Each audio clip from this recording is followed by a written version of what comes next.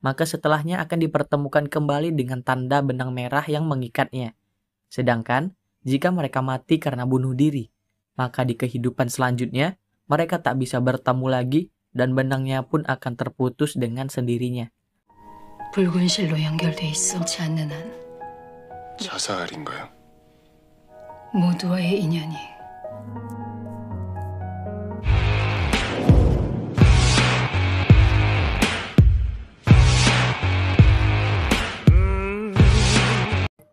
Di part sebelumnya, cerita selesai dengan tim manajemen resiko yang berhasil melakukan tugasnya. Nah, di episode ini, cerita diawali oleh Ko yang dipanggil oleh sang kaisar untuk mengurus kasus bunuh diri yang akan dilakukan oleh seorang lansia berusia 91 tahun bernama Lee Yong-chun. Namun kali ini, tim manajemen resiko ditugaskan untuk berkolaborasi dengan tim pengawal Junggil. Sang kaisar memberitahu bahwa hidup Yong-chun akan berakhir esok hari, sehingga dia menugaskan Koryon untuk mencari alasan kenapa dia ingin melakukan bunuh diri di akhir hidupnya. Padahal, semakin tua umur seseorang, biasanya orang tersebut ingin diberikan umur yang panjang. Koryon yang telah mendapat informasi mengenai kematian Yong-chun, kemudian langsung memberitahu timnya bahwa tugas mereka kali ini selain mencegahnya untuk bunuh diri, juga untuk menolongnya dalam mencari makna hidup.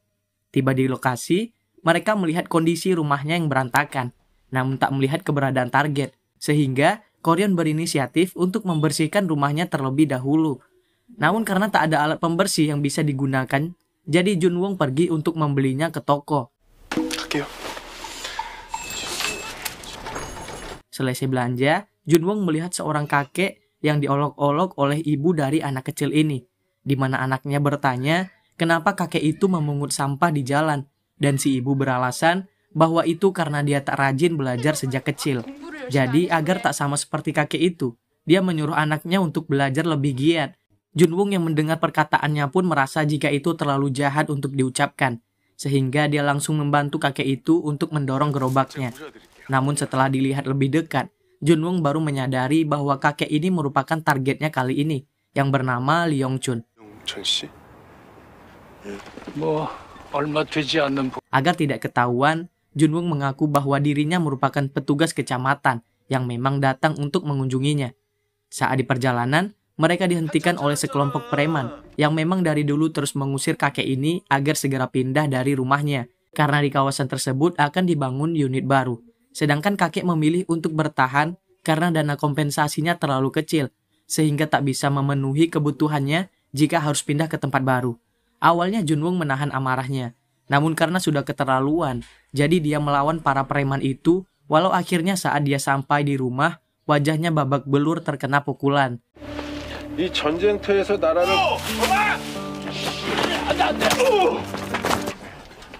너 싸웠니? Koryon dan Lim yang telah menunggu kedatangannya langsung to the point bahwa sebenarnya mereka adalah malaikat maut yang memberitahu waktu kematiannya sudah ditentukan esok hari.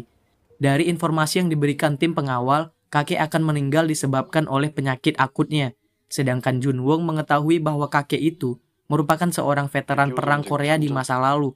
Koryon memberitahu bahwa maksud kedatangannya ini untuk menolong kakek. Karena sebenarnya, Koryon mengetahui bahwa kakek sedang bersiap untuk bunuh diri. Koryon juga mengatakan jika di akhir waktunya ini, kakek masih memiliki keinginan yang belum dilakukan, maka dia akan mengabulkannya. Namun ternyata kakek tersebut hanya ingin menghabiskan waktunya untuk kembali bekerja. Karena ia merasa jika ini akan menjadi hari terakhirnya bekerja selama hidup di dunia. 당신의 마지막 내일을 쉬시던 거 아니면 좋은 데 가시지. 여기 많이 있었네요. Kakek yang melihat tumpukan sampah ini merasa senang karena menurutnya ini sangat berharga sehingga membuat Lim dan Koryon miris melihatnya. 날이라 그런지 운이 아주. 그거보다 더러운 인간들이 얼마나 많아. Bahkan saat rongsokan itu dijual, Ko sempat marah dengan hasilnya yang sangat murah. Namun kakek menenangkannya karena dia tahu bahwa Ajusi ini juga memiliki kehidupan yang sangat sulit. Sehingga hari terakhirnya ini, dia tidak mau menerima uang hasil rongsokannya. Malah kakek menambah uang untuk diberikan pada Ajusi ini. 그동안 고마웠네. 저도 그동안 Setelah itu, kakek ingin melihat matahari terbenam di akhir hidupnya. Karena ini merupakan hari terakhir kakek merasa bahwa suasananya sangat berbeda. Di mana kini dia mengingat kembali setiap masa lalu di dalam hidupnya. Ternyata, selama ini kakek memiliki sebuah penyesalan mengenai keputusan yang telah diambilnya di masa lalu. Kemudian cerita pun mundur ke masa sebelumnya, di mana Lee Yong Chun yang hidup di zaman Perang Korea pada tahun 1950 akhirnya memutuskan untuk ikut perang dengan sukarela karena ia ingin membela tanah airnya. Walaupun ibunya berat melepas kepergian sang anak, Yong Chun tetap pergi ke medan perang dan memberikan salam penghormatan. 금방 다녀오겠습니다.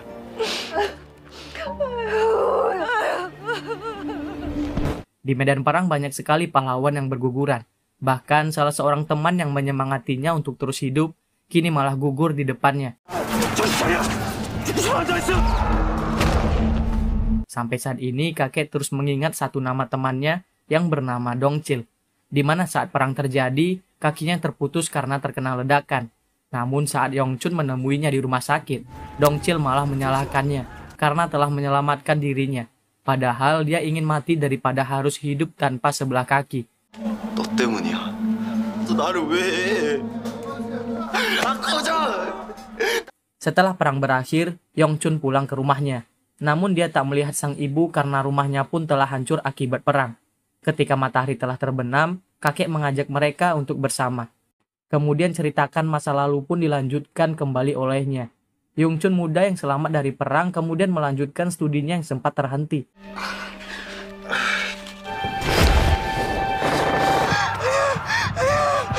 Namun karena mengalami trauma di medan perang, Yong Chun menjadi kesulitan untuk bisa kembali ke kehidupan normal.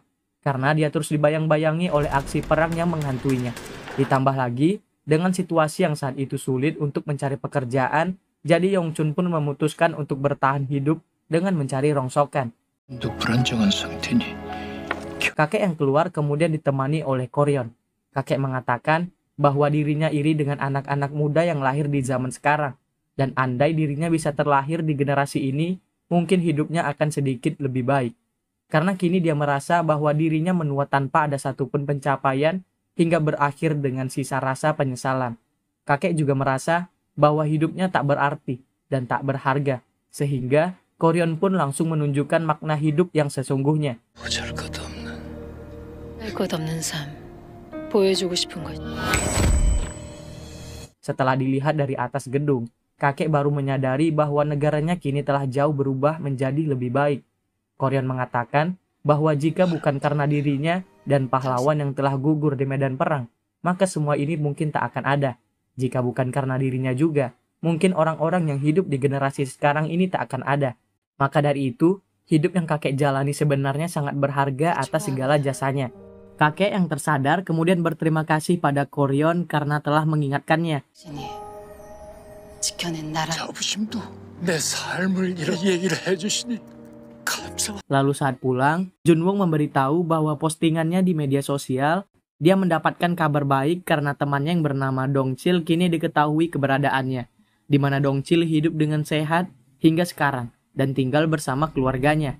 Ternyata Dong Chil bisa melalui semua ini karena Yong Chun, sebab sebelum dia meninggalkan Dong Chil di rumah sakit, Yong Chun sempat menasehatinya bahwa tujuan mereka perang itu agar bisa kembali menemui keluarganya dengan selamat. 집에 가고 싶다며. 키 커서 엄마 보고 싶다며. 너희 어머니가 보고 싶은 게 뭘까? Mengetahui hal tersebut, kakek pun merasa bahagia karena temannya bisa hidup sehat, walau di beda tempat. Ko yang kembali di Jumadeng lalu bertemu dengan Junggil. Koryon memohon pada Junggil untuk mengawal arwah Yong Chun sendirian dan dengan penuh penghormatan. Setelah itu, Koryon juga meminta pada sang kaisar untuk mencabut nyawa Yong Chun dengan mudah tanpa adanya rasa sakit.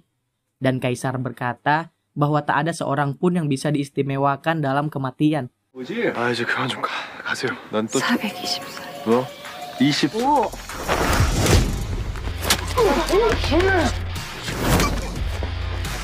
Yong Chun kini sedang menghadapi ajalnya, kemudian ditunggu oleh Junwoo dan Lim. Junwoo yang tak sanggup melihatnya, dia pergi keluar dan bertemu dengan Koryon. Koryon yang mengerti perasaan Junwoo pun lalu menguatkannya dan menyuruh Jun masuk jika sudah merasa tenang. Saat menunggu di luar, Junwoo melihat dua malaikat maut yang datang, disusul dengan kedatangan Junggil yang masuk ke dalam rumahnya. Yong Chun menyadari kedatangan Junggil, langsung memberitahu bahwa pada saat perang dulu, dia sempat melihat Yong Chun menyemangati veteran lain untuk terus berjuang agar bisa pulang ke rumah dengan selamat. 살아 남으면 집으로 돌아간다. 전해! dan juga mengatakan bahwa dia sangat menghormati keberaniannya untuk membela negara dan Junggil telah menyiapkan semuanya untuk menemani Yongchun sampai saat terakhirnya. Ternyata ini merupakan kasus spesial, di mana sang kaisar pun akhirnya memberikan izin untuk memberikan penghormatan terakhirnya. Sang kaisar datang untuk melihat langsung kondisi Yongchun yang sedang sakaratul maut.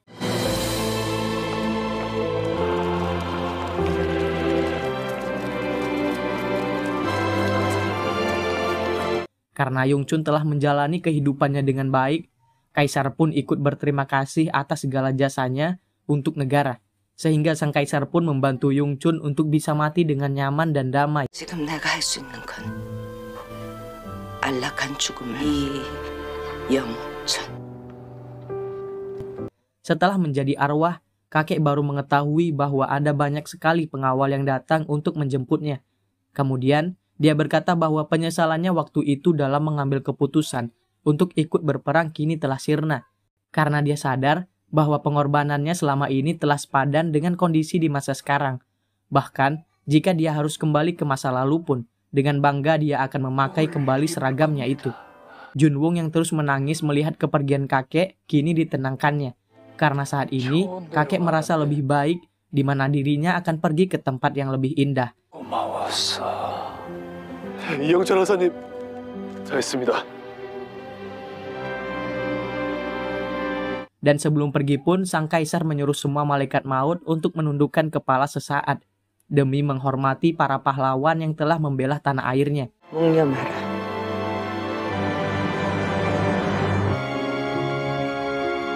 Tiba di Jumadeng, Yongchun yang kembali muda akhirnya bertemu kembali dengan ibunya yang telah lebih dulu pergi meninggalkannya. Dan kini, Junwong pun merasa bahagia dari ending kehidupan mereka. 사느라 고생했다. Junwong yang sempat meremehkan pekerjaan tim manajemen resiko, kini mulai menyadari bahwa sebenarnya berat menjalani tugas mereka untuk merubah pikiran seseorang yang akan melakukan bunuh diri. Junwong yang membawa kakek ke studio foto, kini langsung mengabadikan momennya. 우리 좀 약간만 피시고요. 그러세요. 아이고, 셋.